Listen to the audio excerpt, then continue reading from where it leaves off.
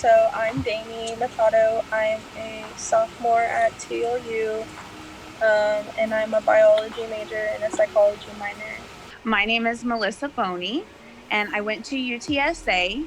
I started out at SAC at San Antonio College because I really wasn't sure what I wanted to do yet. At first, I wanted to be a physical therapist. I really had some wonderful teachers my senior year, especially my English teacher.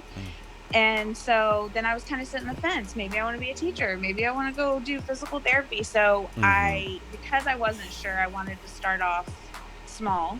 And plus that, and I was helping out my grandparents. I lived with them. And so they were both, not in the best of health. So I found it just ideal for all of us for me to stay kind of close to home and still do what I needed to do, but on a smaller scale, which was the best because then all of that transferred over to UTSA. Right.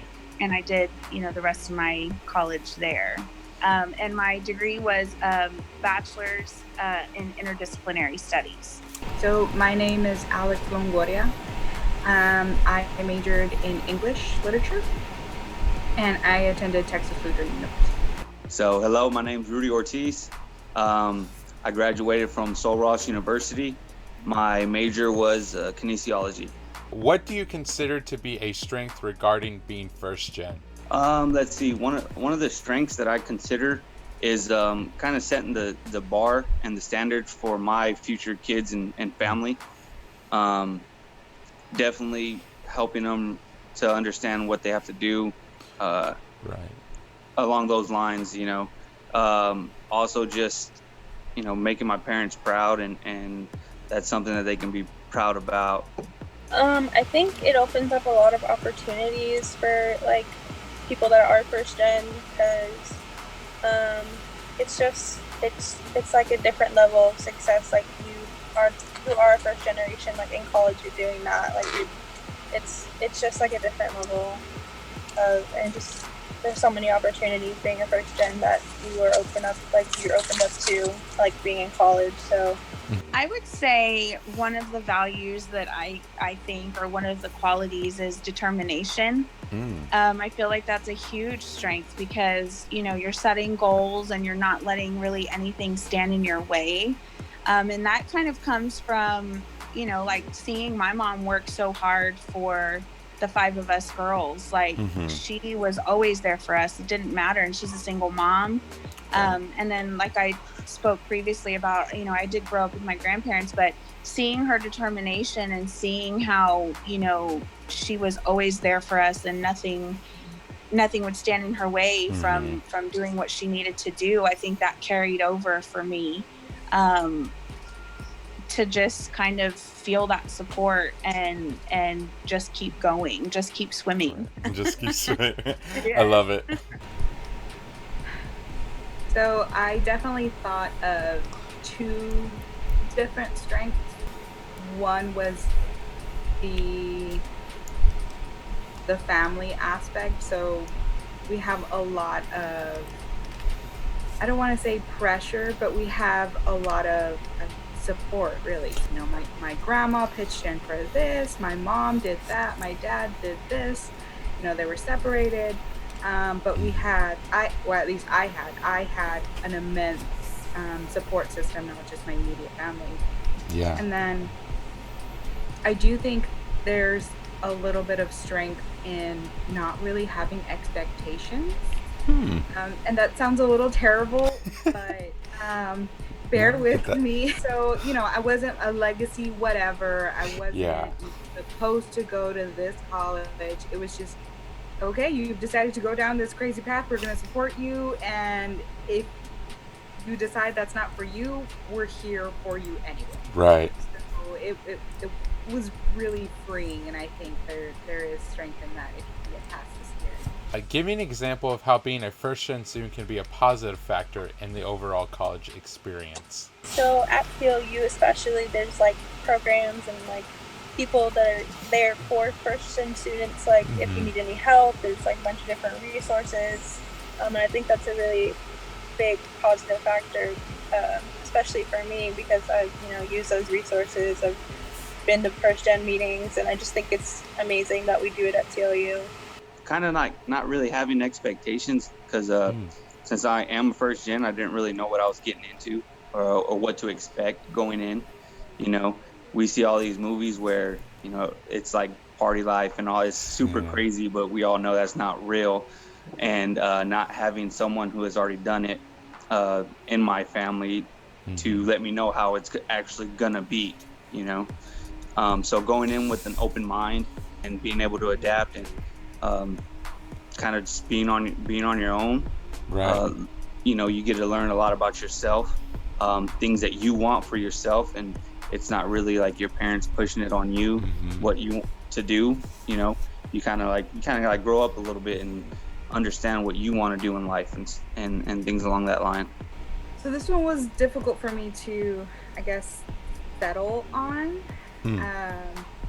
But again, I think I have to expand a little bit on that no expectations. I think it's positive because I'm not supposed to be, a sports person. I'm not supposed to be in music. I'm not supposed to be in anything. And I'm instantly curious versus, oh, I already know this college. I know this professor. I know the different traditions. I'm just curious going in, and I was very curious going into school. Right. So that was, I think, a strength, because while I started as one major, I realized, oh, that's not my major after all. And I took an undecided semester, and I was curious. I took everything I could possibly think of and decided, all right, it's English. I love English. This is where I'm going to land on. So I think there is strength in that curiosity.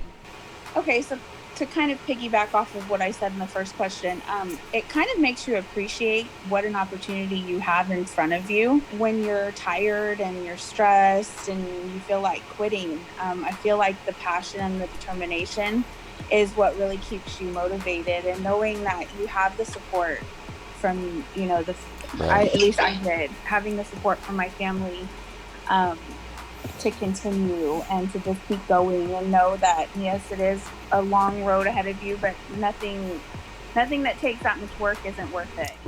Just to keep on going. And I'm working on trying to apply to grad school right now in this kind of weird time, and I'm kind of putting a pause on it now because I don't know what I want to do. I don't know if I want to get my master's in educational leadership, or if I want to do my master's in library science. They're both very different worlds in the education world. So I just feel like that determination is something that I don't think is ever going to go away. I would love to have a doctorate down the road, so who knows. School has always been something big for me, and I think that was instilled early. So how did your college provide support for first-gen students? So at the beginning, which I guess is really where I would have needed more of that support, having that freshman, I don't even know what it's called, freshman experience class was kind of cool, and having that peer mentor was pretty interesting. And I'm still friends with some of the folks that I was in that class with. Actually, my best friend was in that class with me. That's really cool. So, that was great. She actually just decided, hey, I'm going to be her friend, and I'm going to, talk to her and not let her ignore me. So it was great. But I actually started off in music when I was at TLU, my first 3 semesters. And that in itself was such a big part of my experience at TLU, because it was an immediate, group that I was in already. I didn't have to, go out and search for other first year students. It was just, okay, you're a music person. We're going to work with you. Oh, you've never, experienced college before, which Professor Bronk, I think she's still there. Yeah. Professor Bronk kind of emailed me before school and said, hey, this is what you can expect coming into TLU. That's really cool. Don't forget, ask your teachers what they prefer, professor, doctor, whatnot. And I was like, okay, thank you. Because the entire time I was emailing her, I was saying Ms. Bronk. She finally said, it's professor, don't don't feel weird, but I think really just the professors are the biggest resource, because even in the English department, Dr. Johnston, she tells you, I think during her first class or something, you know, I'm a first generation student, and that immediately made me feel a sense of relief, like, okay, she did it, she's a doctor, I can get through first year. It's like, it's okay, I'm fine. I feel like both had really great student services, counselors, faculty that can kind of point you in the right direction, because it can be sort of stressful. It's, you know, you're going from high school where your counselor kind of tells you these things, and then they ask you your opinion of a few classes, but then you've got all this freedom to choose your schedule and choose, you know, your degree path, and what if I don't like it? And it's kind of intimidating and overwhelming. And so I feel like their faculty really does a great job, in my experience, of trying to help guide you where you need to be and answer any questions. They were always available. And then I also feel like too, once you get further into your degree, you start seeing the same people, because you guys are going for the same things. And so you start to kind of form your circle of support within your school setting. You know, you've got your support from your family and your friends outside, but you know, the people that are in the grind with you, that's a really great support system to have too. And in fact, I'm still friends with half of the people that I did walk the stage with 12 years later. So it's really great for networking too. We all work in a school, so right now I'm currently not working for next school year due to some family situations, but I know that I can reach out to any one of them and say, hey, you know, when I'm ready, hey, do you guys have anything available? And so it's just a great resource to have. We have the TLU, the first gen program, of course, and I think is it Samira that runs that? Yeah, she's really helpful. You know, she's there if you have any questions, like where, you know, if you need to find anything, who to talk to, what to do. Like, it's really helpful. They didn't for me, but not that they don't. I just didn't know about it. Because like I said, being a first gen, you don't know what you're getting into. And so when I went off to college, like, I didn't know about grants and loans and which ones to apply for and how to apply for them, you know. My parents were always telling me, hey, apply for loans. And I'm like, how? Like, what do I do? Do I go click on a button? Like, where do I find these loans? Where do I find these grants? And so it wasn't that my school didn't do anything for me. I just didn't know whether to ask about them. And so whether they did or didn't, I don't know, because being a first gen, I didn't know about those types of things. What was something that made you feel like you belonged at your college? Well, like I said previously in the last question, my circle of support with my, I guess you could say, my colleagues now, I feel like I was very blessed with very approachable professors. In the middle of my sophomore year, my grandfather passed away. And so that was really tough for me, because he was like my dad, grew up in the same house, you know, and so that was like losing a parent. And then I was also planning a wedding. I got married my sophomore year. And so there was just a lot of life change. And I was very upfront and truthful with my professors. And I said, look, like, I will be here physically, but mentally I'm not sure. They were very understanding. I don't know if they necessarily gave me, you know, any leeway as far as getting assignments turned in and what that, and I didn't expect that, but just to be able to be comfortable and for me to feel comfortable enough to go to them was super helpful, because life happens, and you know, you want to still be able to get your goal, get to your ultimate goal, even with some life stuff happening, because had I have not had a good experience that sophomore year, that could have been it for me, because there was so much change. They're knowledgeable and they were super approachable, so that was super helpful for me. I remember I was This was even before I started. This was that weekend that you go with your family and you kind of tour around. Yeah. So it was that weekend. And we did I guess it was like a welcome kind of church service thing at the chapel. I just had this immense feeling of home. And that's the weirdest, probably broadest answer that you will get. But I just had such a like comfortable feeling during that chapel, and everybody was so welcoming. And throughout the years, you know, you'd be walking to your class and everybody would just say hello or actually acknowledge you and make eye contact. Even if they're kind of on their phone, they look up like, oh, hello, human, I'm gonna go about my way.